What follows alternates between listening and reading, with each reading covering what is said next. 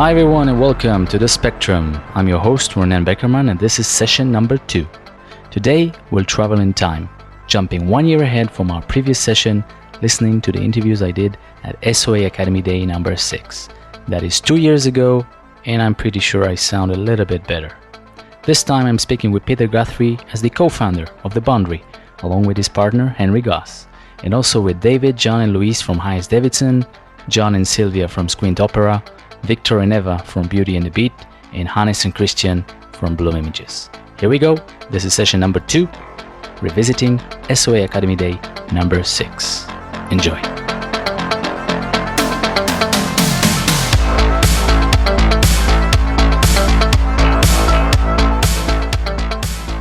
Hello everybody, we are here at Academy Day number 6, meeting again with the Boundary guys, Peter Guthrie and Henry Goss. It's great having you here again. And since we already did that last time, I'll just jump ahead.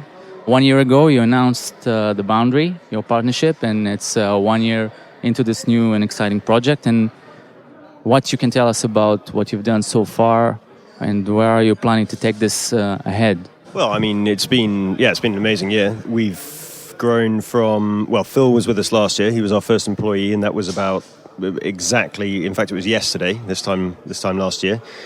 And now we've just taken on, and we took on John in the middle of the year, and now another guy has just started, Luke, and we're working with more freelancers, and we're expanding our boundaries the whole time. that was an accident, actually. And it's just been amazing. I mean, working with some of our architectural heroes, because we're architects, trained as architects. Some of the people we're working with now in London and New York and stuff are heroes, Renzo Piano, Taddeo Ando, Marcio Kogan, Richard Meyer. It's just amazing. So, it's been an incredible year. If you have anything to add? Yeah, I think in terms of pushing the boundary, we're starting to look at new technology as well. We're getting very interested in Unreal and using different render engines. As well as all the tools that we're familiar with. So trying to stay on top of new technology. So about the studio growing, it's a personal interest for me because the blog has this kind of a job board alongside the main blog. And I think it would be really, really interesting for the people to know, since I imagine you would grow, learning about the amount of work you do, what is it that you're looking in an artist that's going to be joining your studio, specifically with the way you do the work? I think the main thing, Henry can expand on this, but for me the main thing is a willingness to learn new ways of doing things. So there's so many different ways people work in our industry. We tend to push the 3D side of things and take things very as far as we can in terms of making things look good straight out of the render engine. So there's also the post-production workflow using Photoshop heavily. We just kind of ask that we're looking for people willing to learn our way of doing things, but also teach us new things and expand what we can do as well. Yeah, I think, to expand on that, it's not just, it's all rounders. At the moment, because we're a small practice, we don't really have any division of labour. We don't have sort of, they're that team and that's what they do and they do that. And that, there's no sort of, pipeline in that respect throughout the office. So everyone that works with us is sort of expected to, you have your own specialisations, of course. John is very good at animation and that's what he enjoys. So that's what he'll explore. Luke is really interested in virtual reality, and so we're really keen for him to get completely stuck into Unreal and Oculus Rift and all of that kind of stuff. Whereas I'm much more into architecture because I'm an architect, and sort of really just simple, crisp, beautiful images. So that's the kind of So we all have specializations, but I think it's important that everyone has the ability to do everything at the moment in a small studio.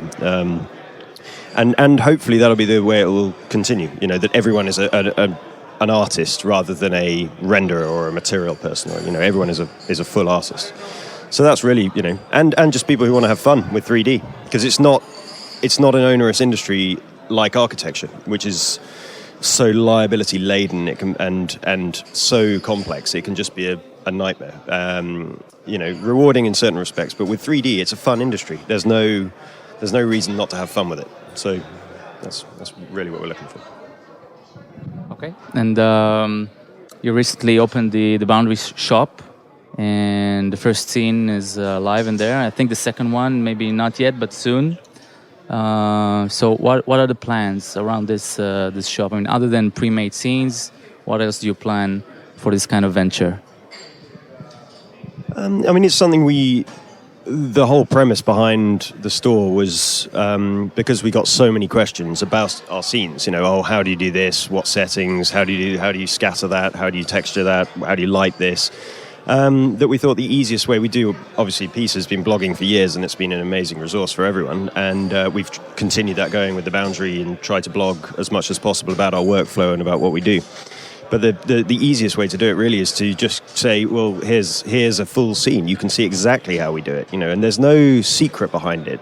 This is the thing. People used to think, if I could only get hold of a Peter Guthrie scene, I'd have the magic button and I'd have the Peter Guthrie button and I'd be like him. But the most important thing is to realize with releasing these scenes is to demonstrate that there is no secret. You just have to learn, and it's a useful tool for learning for sure, and I think people are getting a lot out of it. But that was the premise. I did the state of art week-long lighting masterclass, and for that then I used Henry's Carey House scene as the basis. So it's very useful having it available as a resource that people can download, and then we can have people testing new rendering technology, all using that same scene. So as a base kind of scene for, say you're testing render speed or benchmarking or whatever, it's quite an interesting idea to have one scene that lots of people use. So next week, hopefully, we'll update the scene to Corona. That's the first step. Then just being inspired by the Unreal talk we've just watched this morning, maybe we transfer everything into Unreal format, and sell it on the Unreal marketplace. So that could be like a really interesting next step. Apart from that, I think we have plans, vague plans of selling models and textures and skies and things on the Boundary store as well. So we haven't quite decided the direction it goes in, but we'll see. Okay. So you answered already my next question, which is what is the thing that you would want to test right now? So obviously Unreal with the Carey House. And again, our job is our job, but we also have, we need some time to relax. So what is it that you do? And I have this question which I started to ask people, what is your morning routine? Like, you get up until you get to the office and to the desk and you start your work day. What is it that you do? I mean, that's interesting to me. And what keeps you motivated? You're in the industry for so long. You're both trained as architects, but you're CG artists. So as the years go by, what is it that keeps you motivated, focused on the job and now on the new venture the most? Morning routine for me is wake up fairly late, have a very long and relaxed breakfast with my wife, and then turn up to the office, typically later than anyone else. And then I generally, these days, I make up for that by not having a very long lunch, whereas the rest of the guys go off to the gym and kind of wind down at the gym. And then in terms of keeping motivated, I think for me the main thing is learning new software, learning new ways of doing things. So, recently I've been using GrowFX quite a lot, making or modifying trees, animating trees, and I just love learning new things like that. And it's kind of, when you're in the office and you call the guys over and you're like, look at this looks really cool. That's what keeps me motivated. Well, I don't really have much of a routine, to be honest. I roll out of bed between 5 and 10, end up in the office at some point. I usually try and get there as early as possible, and usually just if it's one of those things that I love what we do. So I just enjoy. I work. Yeah, I go to the gym at lunchtime with the guys because that's a nice way to reset. And it's a real privilege actually having like-minded guys working with us now, because it's just fun all the time. It's not all the time, but most of the time, it's good fun. And we play a lot of games. We've got like ping pong in the office, and we hang out together socially, and then generally in the we don't tend to have massive perpetual deadlines, constant deadlines like a lot of companies do, because we tend to do bigger jobs. So you never really have that. There's always time to experiment and time to sort of, and so depending on your mood, you might some days be flat out until 10 o'clock, not because, or midnight, not necessarily because you've got a deadline, but more because you're so into something and you've got nothing else to do this evening. So I'll just crack on and see where it leads, And so it's that kind of flexibility that we've sort of instilled in the whole studio. Even though we're there, we have normal hours, but I think everyone's self-motivated and everyone just does their own thing. So it's great. It's just fun. Well, great. Thank you very much. It was a pleasure talking to you again. And we'll see you in the Academy Day number 7 again. Okay, so thank you very much. Bye-bye.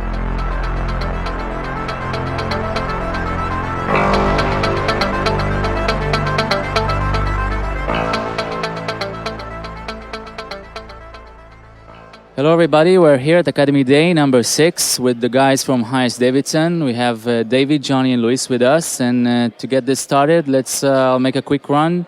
Who you are, how did you get started with Archviz, and your role at Hyas Davidson? Okay, I'm Dave and I'm a partner at Hyas Davidson. I've actually been in architectural visualization for about 15 years now, so quite a long time, but I moved into Hyas Davidson about 8 years ago. Hello, I'm Johnny. So basically, this is my third job in visualization. Yeah, so basically, I've just joined as a 3D artist, and technically I'm a partner because now we're employee-owned. Everyone's a partner. So automatically, I can introduce myself as a partner, which is fantastic. So that's me. Hi, my name is Luis, and I'm a partner at Hyas Davidson as well. I've been doing ArcViz for about 8 years now. And I moved to London about 5 years ago, and I joined HT back then. I used to do 3D back in Venezuela. But there's basically no industry, so it was a really lonely process. It's good to be in the studio with people. Okay, so you mentioned the studio is now owned by the employees. So can you maybe expand on that? What does it mean exactly, and how did it came to be? Yeah, so it's called employee ownership, which means that everybody in the studio is now a partner. And it's a kind of system that big companies like John Lewis use. And it just means that we can have a much more collaborative, open way of working. Everything's a lot more transparent so that the people in the studio know what's going on, and they can have much more of a say in the future of the studio. We do kind of work groups and projects as well, where there might be 4 people from the studio who are working on social events. So it could be people from top level, but artists as well, all being involved in having a say on what goes on there. And also we have a new review system where we have crowd-sourced reviews. So you get a really balanced kind of opinion of how you're doing as an artist from the whole team. And we share our profits out amongst the team twice a year as well. And again, we decide that from a crowdsourced system. So it's an even opinion from lots of different people of how much you've put into the company and how much you deserve. Okay, that's nice. Unusual, I think, in the field of architectural visualization, right? Okay. So thinking back at the presentation that you made, Hyas Davidson has a record of working in this business for 25 years and innovating and introducing new technologies, new approaches to doing visualization. And specifically about London, there's something that you've shown which probably gives you, I don't know if any other studio has this kind of advantage of having a city model, like a physically model correctly city model of London, and so with that and with the verified stills that you make and in planning, how does that differentiate you from other offices, and how does that reflect on the continuation of the work? I mean, you start with planning and then going on to marketing. Does it have any kind of advantage for you? Does it have any kind of advantage for the client as well? Yeah. So I think one of the key things that makes us different is we kind of pioneered the verified method of capturing images. So basically, it's a combination of using Ordnance Survey data, the Ordnance Survey coordinate system that we use in the UK, in conjunction with using basically laser beams from surveyors that go on site. We kind of specify exactly what sort of information we need. We then take that into 3D Max by kind of offsetting it to a coordinate system that works within Max, close to zero, so it doesn't go crazy.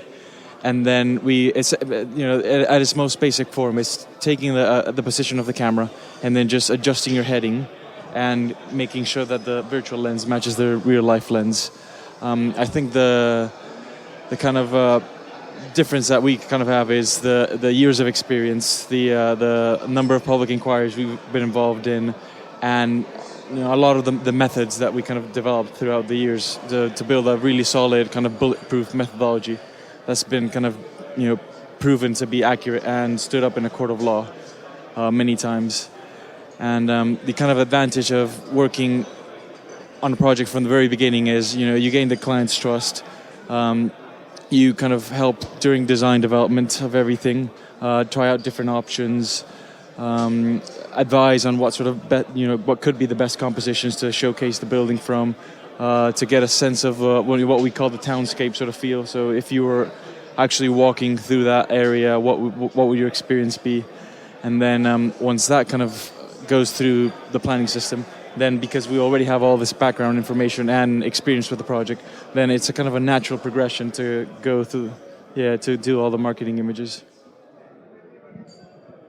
Is that process transferable to animated format or VR format? I mean, can you do verified animations or verified virtual reality? Any kind of work you're doing in that field? Well, we're always testing new stuff out, and in the past we've already done kind of verified video work and also stereo, which we kind of presented in public inquiries as well. So it depends on kind of the necessities of the project and what sort of main thing you need to get across, because it's one of the things like I spoke about before, like trying to represent a 3D kind of experience in a 2D format. So you lose a lot of things when you're kind of only limiting yourself to representing stuff as a 2D image. So you get a lot of various varying factors like parallax movement. So you move like, let's say 5 meters to the left or right and the view completely changes. You also have depth perception, things like atmospheric conditions. So it could be foggy one day, it could be beautiful and pristine and clear one day as well. And working with like stereo in that sense, that naturally gives you that sort of depth of the scene and stuff. So it is something that we're always experimenting with. We've used it, but it really depends on the necessities of each project. Okay, so about new employees for the company. So now the studio is employee-owned. So what's the process of hiring new artists to the studio like, and what are you looking for, like the 3 things you really look for in a new artist for the studio? Really, artists that we take on could come from all sorts of different backgrounds. So it could be an architectural background, it could be a 3D background, a film background, a games background, or you might not actually have any formal education in architecture visualization. What we're looking for is raw talent usually, and we can see pretty quickly if an artist has got a good eye. So that's kind of the most important thing for us, is when an artist comes into the studio, they can show that they've got good ideas, a good eye, and we can see lots of potential in them. It's usually really beneficial to have a strong portfolio when you come to us, but I think we're quite good at spotting potential even if your portfolio isn't as good as it could be. when you come to see us. So there's no kind of fixed qualifications or pre-fixed ideas that we have in our mind. We like to see lots of different people and kind of be surprised by different people that come in for interviews. So it's completely open. That's very nice. So things that you do outside of the actual work, we've seen in your presentation, you do parties and you have this kind of seminars. Can you maybe expand a little bit about that process of training within the company?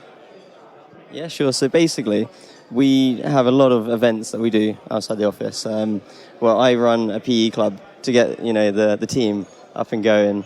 It just mixes things up. So we have we go out and play football, or we'll go play squash, and it's just you see your colleagues in a different light. So it's quite nice to have that kind of bond, and you don't have to talk about work. You see them in shorts, and a few people, not mentioning any, Gavin, loves very short shorts. And we don't know if it's for banter or not, but anyway, but it's nice to try and organise these things. It's quite hard to do when everyone's so wrapped up in their own like So once you do get out, it's enjoyable. There's some good parties, good banter. Recently we went to bounce a ping pong, and you saw some of the pictures in the presentation. And there's obviously the charity work we do. It's just, it's fantastic to get out of the office. And it's a day off as well. And the seminar series I talked a little bit about in the presentation, but that really is at the core of what we do. It's constant progression, development in the studio. So I mentioned quickly that we're now planning our whole year of seminars in August, so that we know that we're covering everything that we need to think about in order to either keep up with the industry, some of the amazing things we've seen here, VR work and stuff, or it could be that we need to improve artistically, or we need to have a better understanding of current interior design trends or something like that. So it could be absolutely anything. And those seminars can vary from going out on trips to look at art exhibitions, to look at the Serpentine Gallery or something that comes into London every year. Lots of photography seminars, like I explained earlier, and then some kind of different and strange ones, like life drawing. We had one recently where we construct current schemes out of Lego just for a bit of fun, and I think just lots and lots of different seminars. We have software experts in, so we're trying to really keep up with the latest developments in software. I too come in quite a lot, and Adobe and Autodesk, whenever there's a new release, they usually come in and show us the new features. So it's very varied.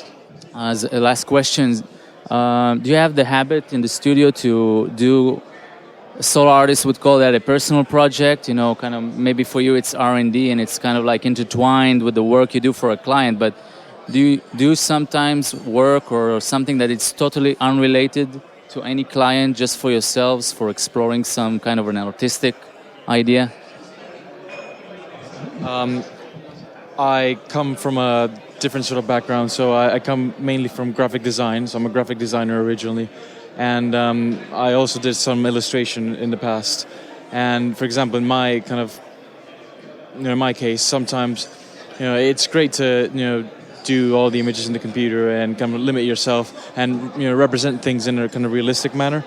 But then again, once in a while, I kind of just create a different, completely made up image. It can be any sort of subject, but I try to kind of expand other skills. I try to do some map painting, try to do learn some new bit of software, and then kind of, whatever I've learned from that experience, I kind of present back to the studio, potentially in a seminar, and then it kind of gets me thinking how I can kind of incorporate that, but also other people to kind of participate and potentially, incorporate some things from that sort of result, or kind of give some advice on what other things we could kind of try out.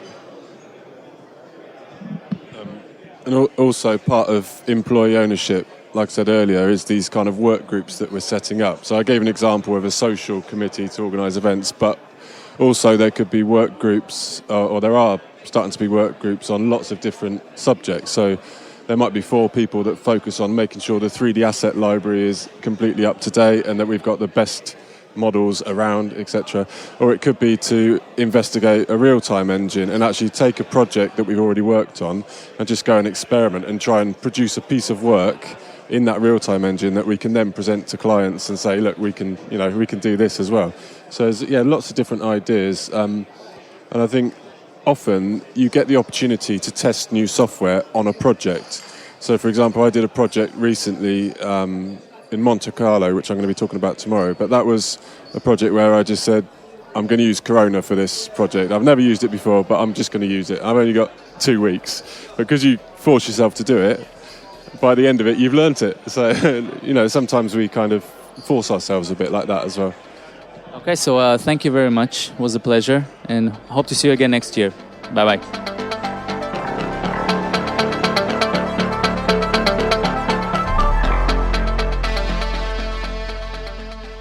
Hello and welcome again to Academy Day number 6 this time, and today I'm meeting for the first time John and Silvia from Squint Opera. And to get started, please tell us a little bit about yourself and what it is you do in the company.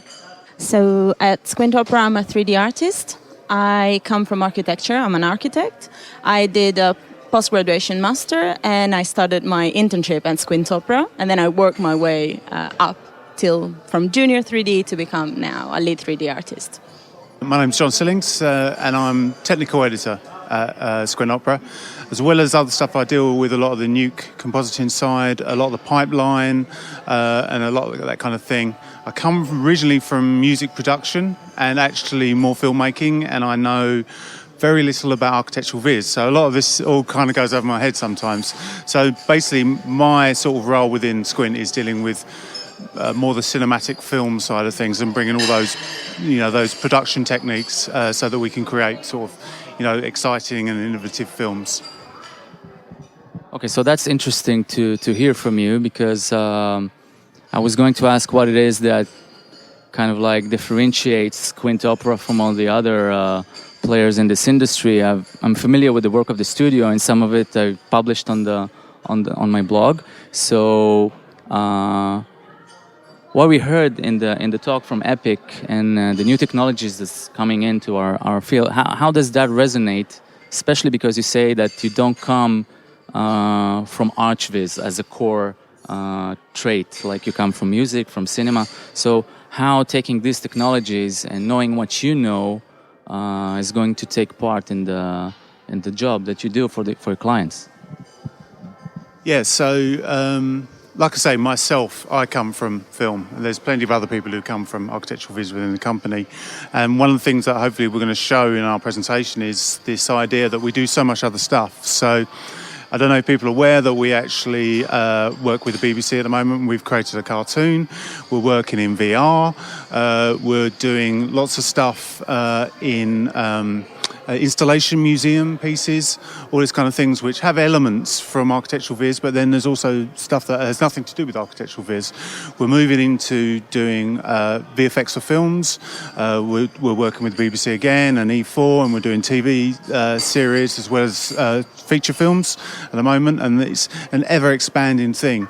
So in relation to new technologies, we're very much embracing a lot of new technology, like I mentioned in VR, as well as from the compositing side. We're looking at using V-Ray for Nuke as one of our tools, so that we can take some shots from 3D and work directly in a Nuke as our compositing tool. So having that pipeline, and that pipeline will feed into, maybe not fully into the architectural viz side, but maybe the VFX side or the cartoon side, all this kind of thing. So really, pipeline-wise and the development, we embrace a lot of new tools. A lot of the Foundry's tools. We use Hero, project management. We use an F-Track, all this kind of thing to be rather than just doing stills or something. And we've got 50 people working on certain projects, so you need that solid pipeline, and that's kind of how we're using these new technologies and tools. So, okay, so hearing all this, my next question will be: when you're looking for someone to join your studio, a new employee, what is it that he needs to know? What is it that you're looking that will make him fit much better, integrate much faster, and become a better part of a team? So maybe from your standpoint. I can talk from my personal point of view because I started as an intern and I really, really knew very little about technical side of things. But what you need is a lot of passion. So you need to be able to get excited about the work you're doing. You need to bring ideas to the table, and they're very open about that. And I would say that you need to be able to learn. Like, you need to be humble and just say, okay, maybe I don't know how to do this. I try and then I ask. And if that is something we're constantly learning, also because everyone that comes in has a different experience in the background. We don't just have people that comes from architecture, so they might have a completely different view of how to make an image look good or how to make a shot look amazing. And having all the other departments as well, so the the After Effects techniques or the animation, now that we have the cartoon, we can bring so much to making something in many different ways, so that it doesn't have to be necessarily a realistic shot. It might be much more interesting if it's over several layers of actual different techniques.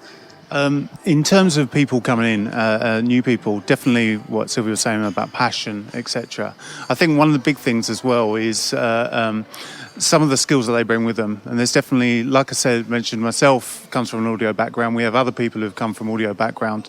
So they bring these kind of skills in, which then we kind of absorb and we can go to these people. And even though it's not their job role, they can advise and help with those kind of things. And definitely a willingness to learn on the job is really important, and being open for that. So again, there's people who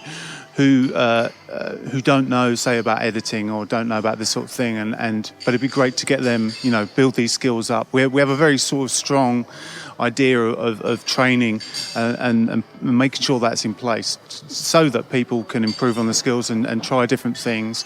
And it does also help that then everybody kind of knows a little bit about all the pipeline. So, the 3D artists know about compositing, so they know kind of, on a technical level, what renders to give. But as well as that, they know kind of if they do something that's going to make life hard for the compositor, it's that kind of thing, and vice versa as well. So the compositor team learn more about 3D, how we sort of pre-production, all that kind of thing.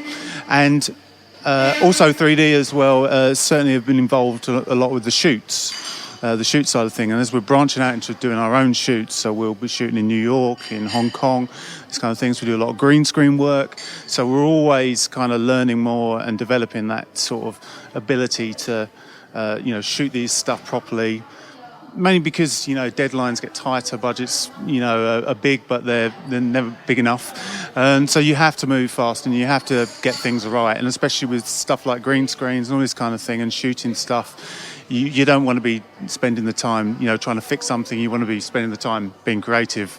So, yeah. And this training that you mentioned, is it kind of like integrated into the culture of the office? Do you have like seminars? Is it like a structured program, or is it more like on-job training? Like someone comes in and he kind of like passes through the departments. Is it like that, or more structured process?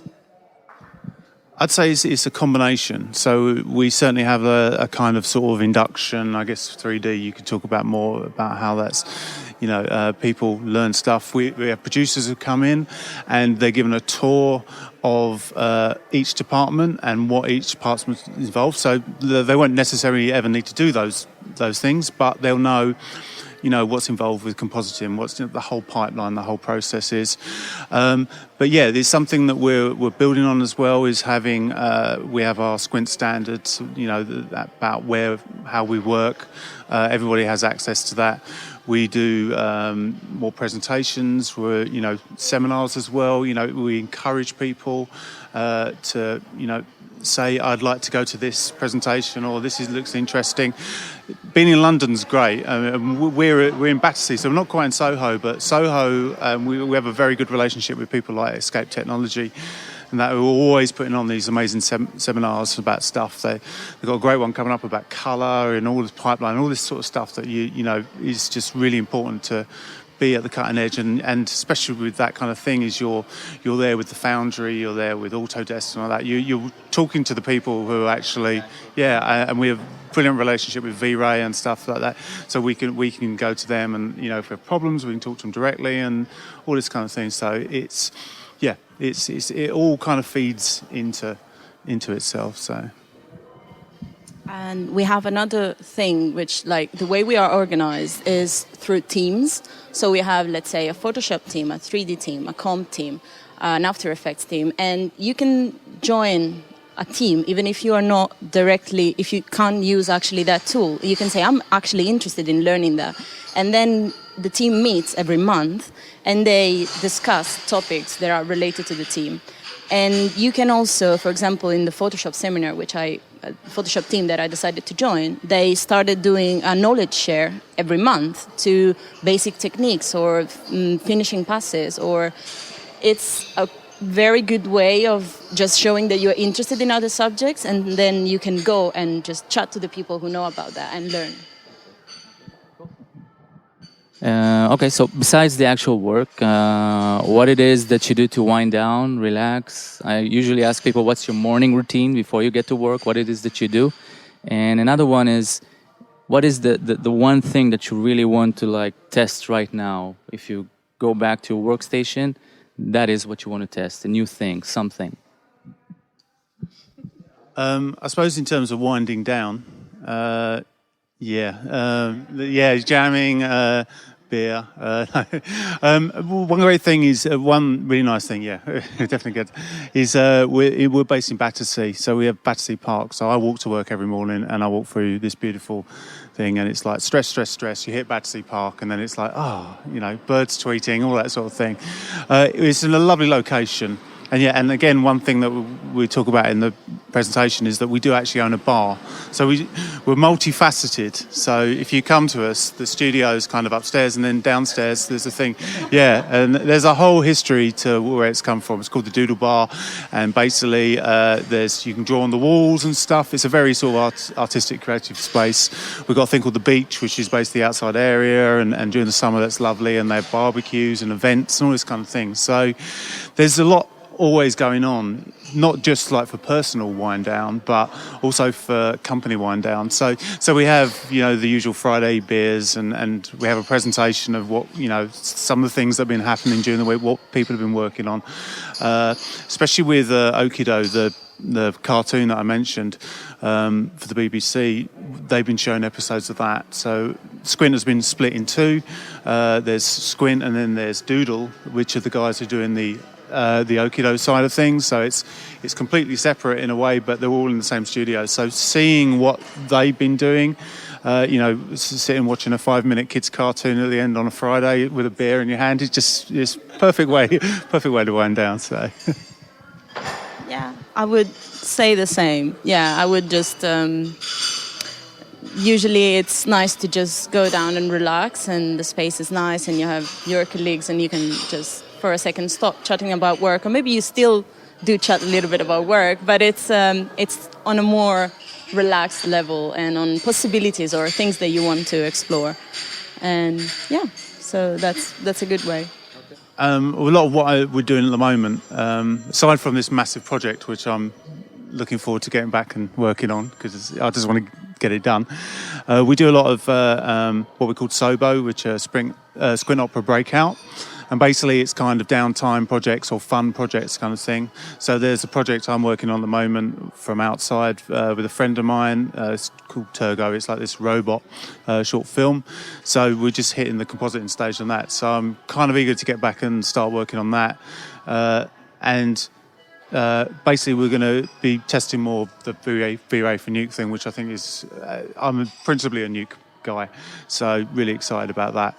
And just using that just to see how we can help the architectural side and all the other sides, and as well as all these personal projects we've got. So it's going to be busy when we get back. Let's put it. So I'm going to relax in Venice on the outskirts of Venice for a few days.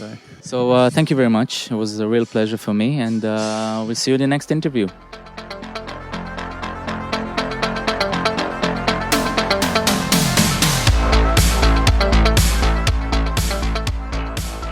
Hello, everybody. We're here at Academy Day number 6, and with us, the Beauty and the Beat team. To get started, please tell us a little bit about yourself and how you got into ArchViz. Hi, guys. This is Victor and Eva from Beauty and the Beat. And, well, how we started this, it was like a moment in my life in which I'm an architect, and eventually in Spain everything broke up. So I was being like working in my regular studio as an architect doing projects, and but everything broke up. So it was like kind of a get fired, and I started to working with my ex-boss in just one kind of one-man studio, which was me, doing some kind of competition, architectural competitions. And the thing, it was like. It served me as like kind of a test tube, for this kind of ArchViz field, which I was really interested in. So the thing, it was like finally I got fired for that work in the end, and it was like 1 month before having my first and only kid for the moment. So I thought that I should do, or I should try like with that, because I enjoy that, and it reminded me a lot of when I was like a kid and was painting. It was some kind of completely free creation, and that's why I started this and eventually came to what it is nowadays.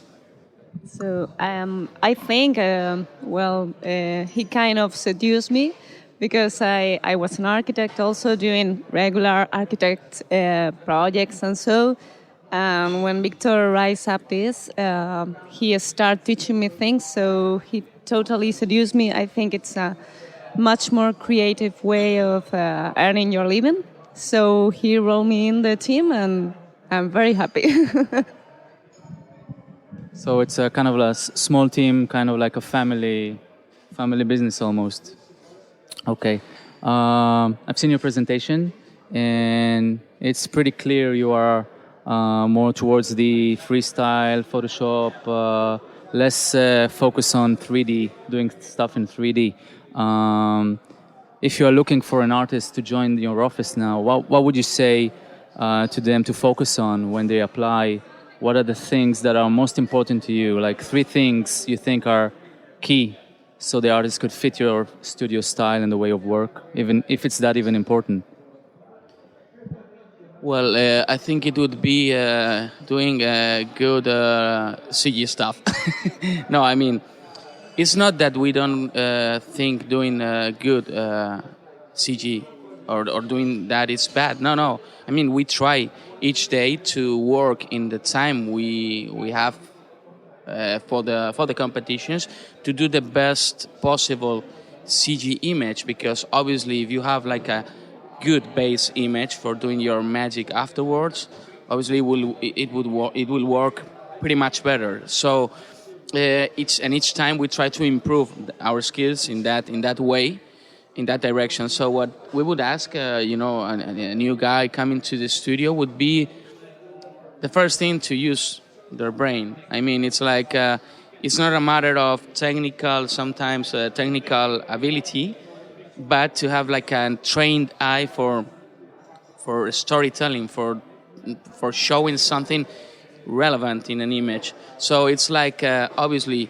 some technical skills in terms of matte painting, of compositing with photo references, obviously, because it's really important for us. We each day more and more we work with photo references and all the stuff. So more or less that, and also to have the most complete formation in all those fields.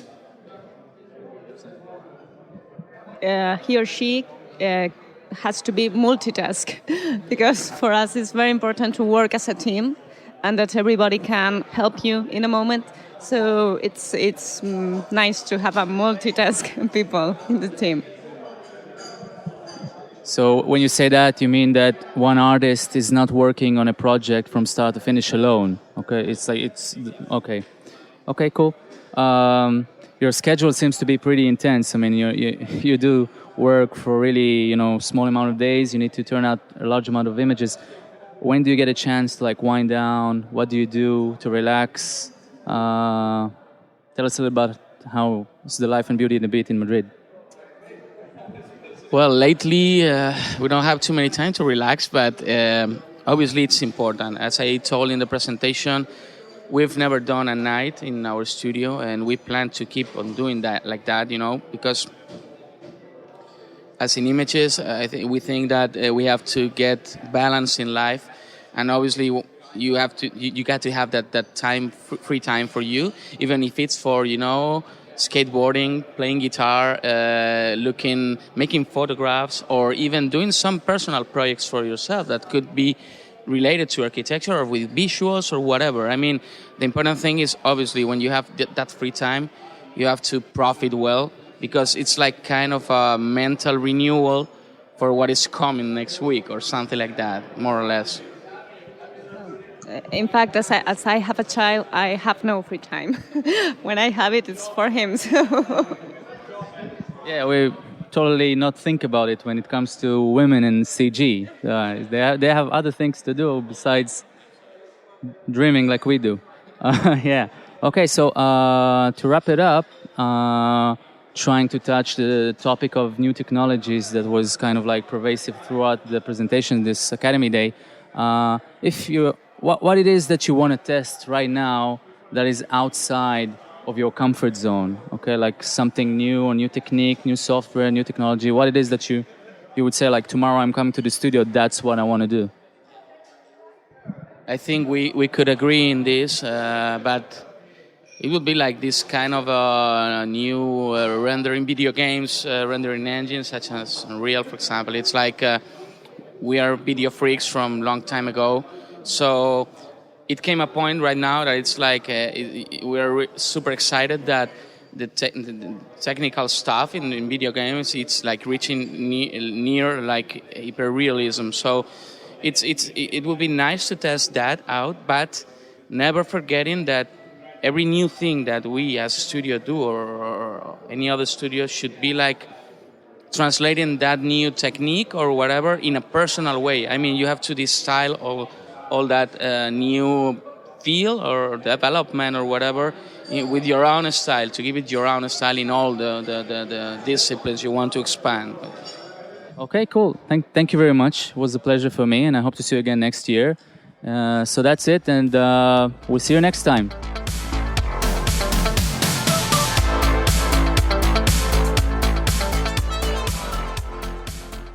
Hello everybody, we are here with the Bloom guys at the Academy Day number 6, and to get started, please introduce yourself, tell us a little about yourself and how you got started with visualization. Yeah, my name is Hannes König. I'm an architect by schooling, in fact, like pretty much everyone here, and I met Christian and Andre 7 years ago now, I think, and we clicked immediately, and ever since then we have been collaborating on projects, and I run the Berlin office for them nowadays. My name is Christian Zöllner. I'm one of the founders of Bloom Images, and we did that 8 years ago after, working quite a while as an architect. We started this company and enjoyed the big adventures ever since then. Okay, in your presentation, you've shown us the structure of your company. You have 2 offices, one in Hamburg, one in Berlin, and you have quite a lot of artists now at these studios. So 2 things. One, I'm interested in this because I have this job board on the blog. So for all those who post their resumes over there, what it is that you're looking for in an artist for the studio, because I know you're looking for some new ones. And besides that, having such a big team, how it is that you manage everything and keep the level between the 2 offices as well. Yeah, I mean, first of all, we tried your job department, let's say, and it worked very well. It was the best reply we ever got on a like when we were advertising a job. Yes, and we are lately even more looking for people who kind of share the same world of ideas and languages with us. We don't look so much for the technical side anymore because we think this is anyway not our strongest part.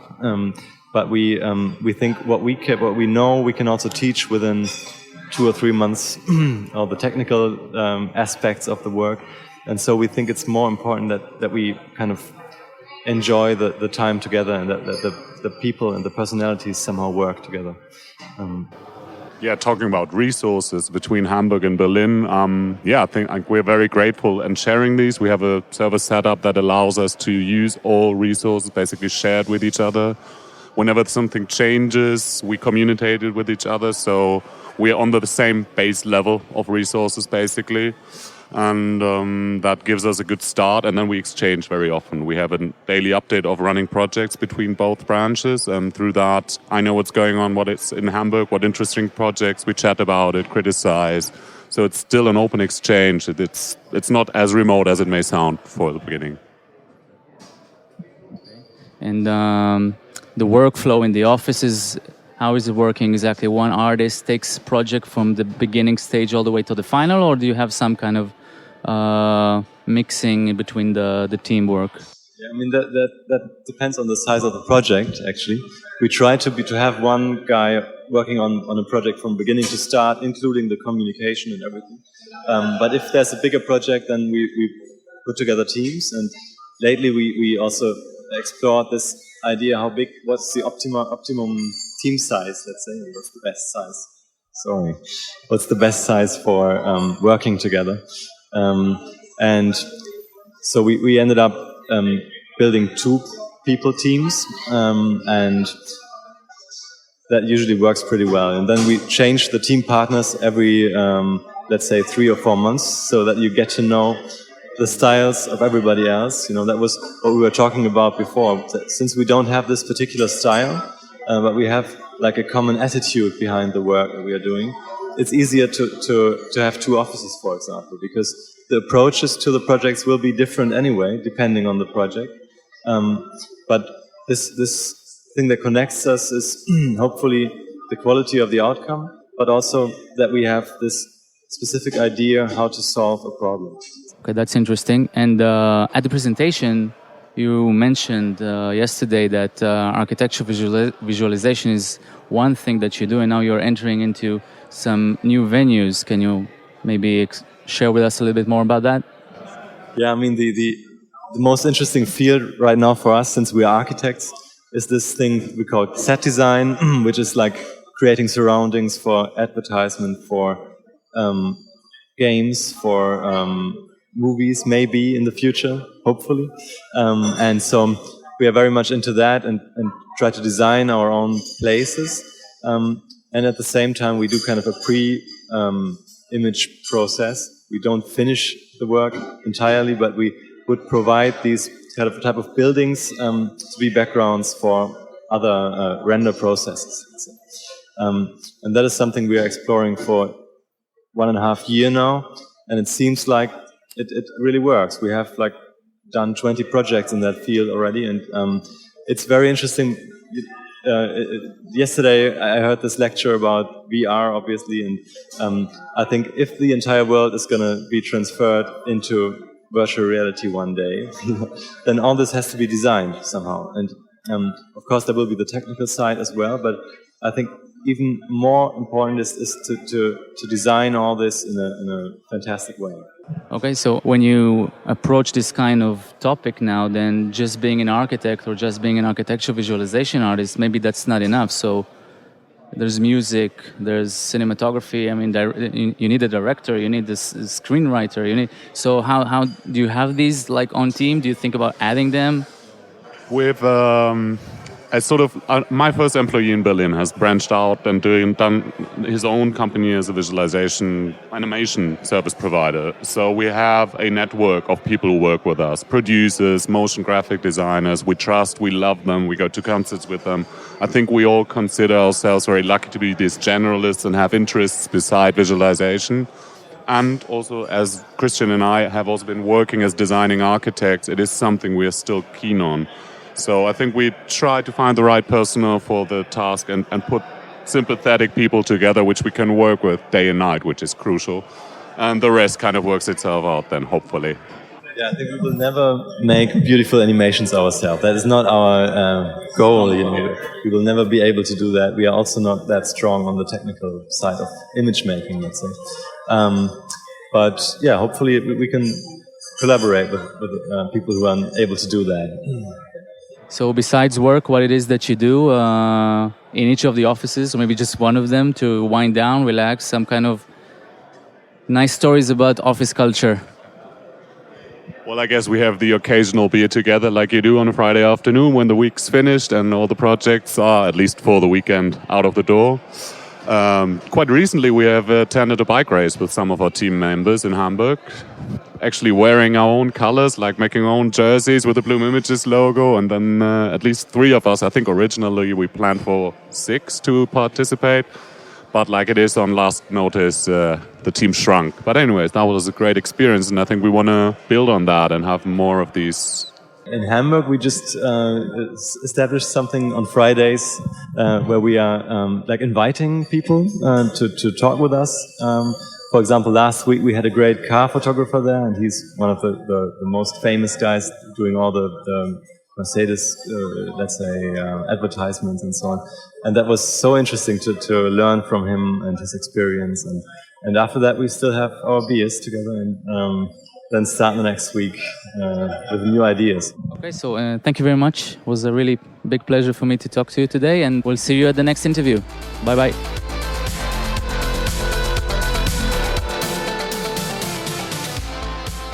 That is all for session number 2. Thank you very much for listening, and be sure to subscribe to get the next sessions into your podcast player or email or whatever. FYI, Luis, which I interviewed here, is part of Hyas Davidson, scheduled to appear in this show. A few sessions ahead, he has his own new practice, so something to look forward to. Thank you very much. I'll see you in the next session. Bye-bye.